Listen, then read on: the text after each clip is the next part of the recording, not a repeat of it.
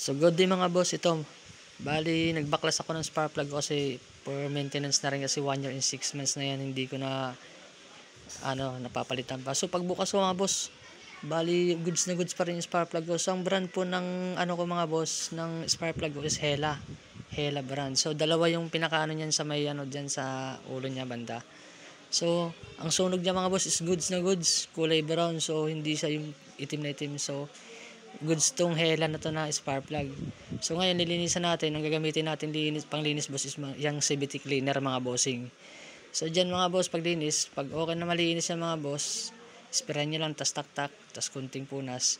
So pagkabit naman mga boss, pag magkabit ako is nilalagay ko dyan mga bossing sa pinakatanggalan ng spark plug. Tapos pag ilagay nyo na mga boss, kapain nyo yung butas kung saan banda, tapos ipasok nyo. Dapat tuwid dyan mga boss, sakto hindi tagilid. Kasi pag tagilid dyan, tapos higpitan nyo pa, naku, lost thread ang mangyayari mga boss.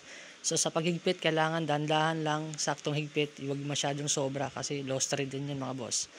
So ito naman mga boss yung tinatawag na spark plug cap. So karamihan kasi minsan na babasa ko na tatanong ba't namamatay pag nalubak.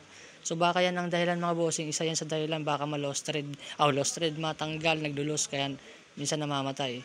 So kailangan i-lock niyo mabuti yan boss, kasi pag lock niyan tas may kunting pa yung pag tumulog, lock na yon. So mga bossing, yan lang naman, share ko lang sa inyo. Salamat, thank you.